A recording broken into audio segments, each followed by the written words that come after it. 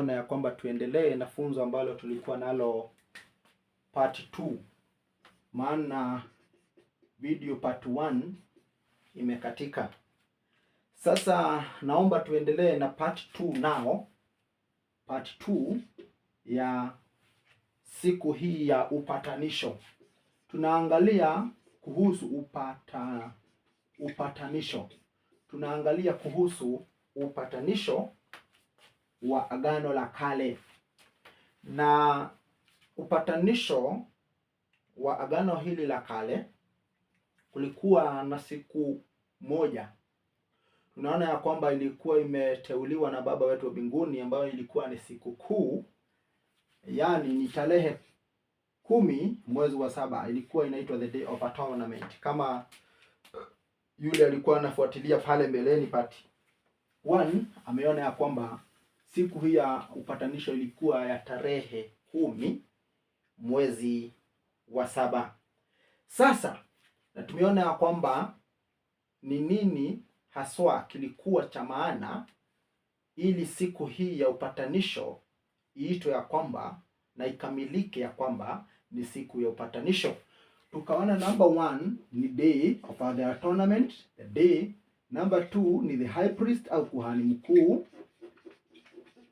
Number 3 tukaona ya kwamba lazima kungekuwa na wanyama. Number 4 lazima kungekuwa na kitu inaitwa the altar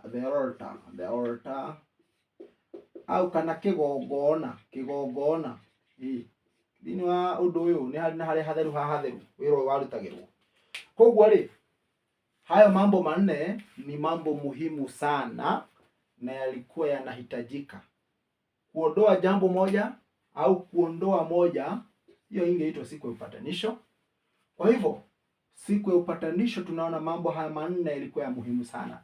Sasa ningeona ya kwamba tuendelee na kipengele cha pili, tuone ya kwamba siku hii ya upatanisho ni nini kilikuwa cha maana sana, na tena tuone kulikuwa kunafanyika nini. Number 1, high priest was required, alikuwa anahitajika kuingia, required to enter the most holy place, the most holy place once in an year. Tulikuwa tumesoma vile katika kitabu cha Waibrania 9 mstari wa 7. Na hakuwa aingie kwa kutaka kwake kila wakati anapotaka kuingia, lakini alikuwa aingie mara moja kila mwaka. Kitabu cha Mambo ya Walawi 16 mstari wa 2 nasema kwamba Bwana akamwambia Musa, sema na Haruni ndugu yako kwamba asiingie wakati wowote. Haruni alikuwa amekanywa asiingie wakati wowote katika mahali patakatifu ndani ya pazia mbele ya kiti cha rehema kilicho juu ya saduku, asije akafa, maana mimi nitaonekana katika lile wingu juu ya kiti cha rehema. Kwa hivyo hakuingie kwa kutaka kwake vile amefikiria atione ya kwamba wacha niingie leo. Hapana. Patakatifu pa patakatifu palikuwa panaingiwa mara moja kila mwaka. Na hii ilikuwa siku kuu au ilikuwa siku kubwa, siku ya upatanisho. Tena hangeingia wakati wowote, maana anaweza kufa. Hii ilikuwa amri ya Baba wetu wa mbinguni na ni agizo lake. Tuendelee jambo lingine. Tuone jambo lingine. Kitabu cha Walawi 16 mstari huo wa 6. Tuone the high priest has to offer his and his household an offering. Na the offering alikuwa anatoa au sadaka ambayo alikuwa anatoa kwake kwa ajili yake ni sadaka ya ng'ombe. Ni sadaka ya ng'ombe. ni sadaka ya ng'ombe. Hili jambo ni lazima angefanya ile siku kwanza, kabla hajafanya mambo ingine na kutoa upatanisho kwa watu wa Israeli. Lazima kwake angejitolea sadaka ya ng'ombe, kwa maana au kwa ajili ya dhambi zake na kwa ajili ya dhambi za nyumba yake. Jambo hilo lingine tungeona ya kwamba hatukusoma pale, ni kitabu cha Walawi 16. Kitabu cha Walawi 16 mstari huo wa 6 inasema ya kwamba, na Haroni atamtoa yule ng'ombe wa sadaka ya dhambi aliye kwa ajili ya nafsi yake, na kufanya upatanisho kwa ajili ya nafsi yake mwenyewe na kwa ajili ya nyumba yake. Kwa hivyo lazima angefanya hivyo siku hii, lazima angefanya hivyo. Jambo lingine tunaona ya kwamba ni lazima angenyunyizia damu ya mbuzi na ya ng'ombe. Wapi? Katika kiti cha rehema. Kitabu cha Walawi 16 mstari huo wa 14, maandiko inasema hivi, mstari wa 14, kisha atatoa baadhi ya damu ya yule ng'ombe, to sprinkle the blood of bull and goat on the mercy seat. Nasema hivi, kisha atatoa baadhi ya damu ya yule ng'ombe na kuinyunyiza kwa kidole chake juu ya kiti cha rehema upande wa mashariki, na mbele ya kiti cha rehema atainyunyiza ile damu ya kidole chake mara 7.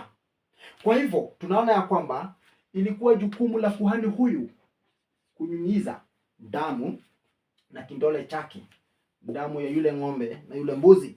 Hiyo ilikuwa agizo la Baba wetu wa mbinguni. Lazima angefanya hivyo hii siku ya upatanisho. Na maneno haya ni muhimu sana, na unapoendelea kusoma pamoja nami, au tunaendelea wakati tunaendelea kujielimisha hivi, tutaona ya kwamba umuhimu wa mambo tutakayoyaona katika Agano Jipya, na tutaona mambo haya yote yalikuwa kivuli, na ukweli wa mambo haya yote tutaona katika Agano Jipya kwamba ukweli ni Masihi. Tutaona ya kwamba kitabu cha Walawi 16, jambo lingine ni kwamba ni lazima kungekuwa na kitu inaitwa the scape. Lazima kungekuwa na the scapegoat, yaani buzi inaitwa ya Azazeri. Ya Azazeri 16 mstari huo wa 8 na mstari huo wa 10 inasema hivi, na Haroni atapiga kura juu ya wale buzi wawili, kula moja kwa ajili ya Bwana na kula ya pili kwa ajili ya Azazeri. Na Haroni atamleta yule mbuzi aliyeangukiwa na kura ya ajili ya Bwana na kumtoa awe sadaka ya dhambi. Kwa hivyo tunaona kwamba kulikuwa na buzi mbili. Buzi moja, hii buzi moja tutaona ni ya nini? Ya Azazeri. Bali yule buzi aliyeangukiwa na kula wa ajili ya Azazeri atawekwa hai mbele ya Bwana ili kumfanyia upatanisho, ili kumpeleka jangwani kwa ajili ya Azazeri. Huyu buzi alikuwa wa upatanisho. Alikuwa buzi wa upatanisho. Nayo huyo mbuzi mwingine alikuwa anatolewa kwa ajili ya sadaka. Buzi huyo mwingine, the second buzi wa kwanza, samahani, huyu ndio the buzi wa pili. The first goat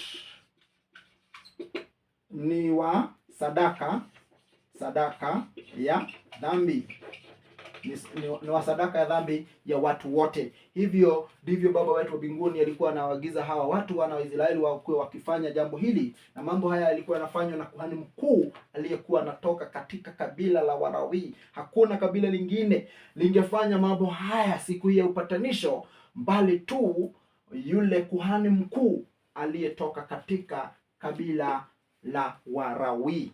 Kwa hivyo tunaona ya kwamba huyu buzi wa the scapegoat wa upatanisho alikuwa anawekelewa mikono, anaenda jangwani, na akiwekelewa mikono anaenda, hatarudi tena. Utasoma pale katika kitabu kile cha Walawi 16, yote usome ndugu yangu na dada, ili upate kuelewa. Na kuna watu ambao wanasema ya kwamba the scapegoat represent the Satan. Kuna watu wanasema ya kwamba the scapegoat represent the Satan. Wana SDA GCSDA, yani General Conference Seventh Day Adventist, they say in their book, inaitwa samahani nasahau hiyo kitabu, wanasema ya kwamba the scapegoat was representing the Satan himself. So they say the scapegoat yeye ndiye anawakilisha au anawakilisha the Satan. No, but this scapegoat tutaona ya kwamba ilikuwa inawakilisha nani? Maana hapa hakuna jambo la shetani lilikuwa linaingia pale, au hakuna kivuli cha shetani kilikuwa kionekane mahali popote katika siku hii ya tournament. Hakuna kitu kama hicho, hakuna kitu kama hicho. Kwa hivyo yoyote nasema the scapegoat represent the Satan himself, that is a false doctrine. Hilo ni fundisho potovu na ni fundisho ambalo tunastahili kukataa naro, maana hakuna kitu chochote tunaweza ona katika Biblia au katika maandiko ya kwamba Satan au the Satan yeye alikuwa awakilishwa na the scapegoat, ati shetani ndio atabeba dhambi zetu. Hakuna. Shetani habebi dhambi zetu, bali yule aliyebeba dhambi zetu kwa dunia hii yote ni Masihi. Kwa hivyo hakuna mtu yeyote yule mtu atakaye sema ya kwamba Satan was represented au ndio anarepresentiwa na the scapegoat, hapo ni kumaanisha kwamba that person is erring the scripture, is to error the scripture. Kwa hivyo ni vizuri ujue pale. Kwa hivyo ningetaka tuendelee tuone ya kwamba siku hii number 5, sin offering for all people. Sin offering for all people.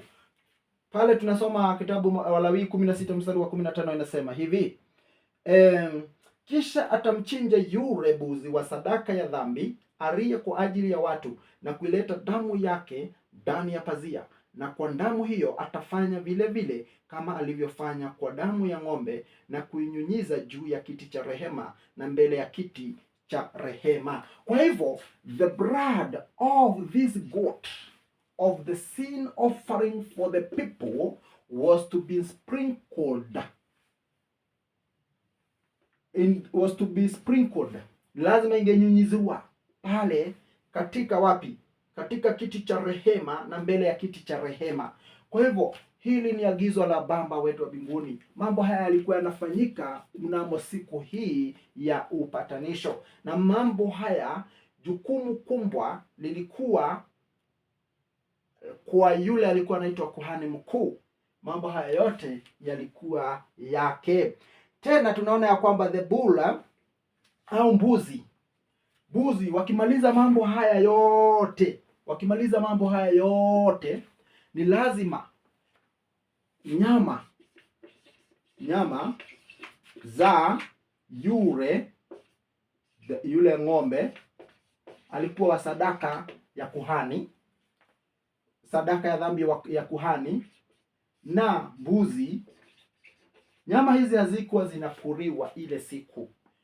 Ukikumbuka tulisoma ya kwamba katika kitabu cha Walawi 23 mstari huo wa 26 hadi 30 pale na 2, ilikuwa inasema ya kwamba siku hii ilikuwa siku ya kukosa kukula chakula. Walikuwa waachane na chakula chochote. Kwa hivyo hii siku haikuwa ya kukuliwa chochote. Kwa hivyo tunaona ya kwamba nyama ambazo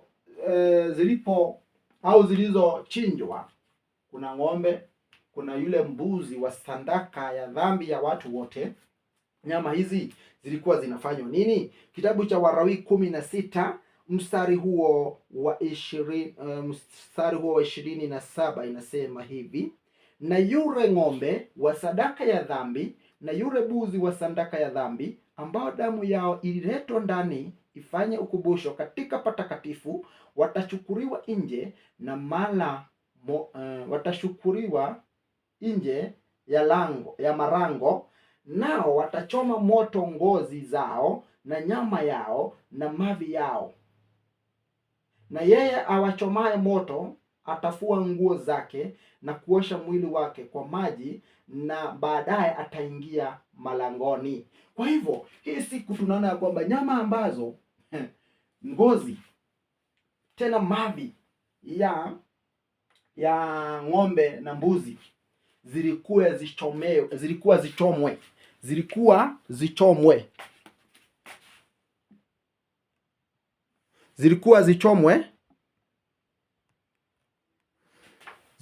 zichomwe siku hii ya upatanisho.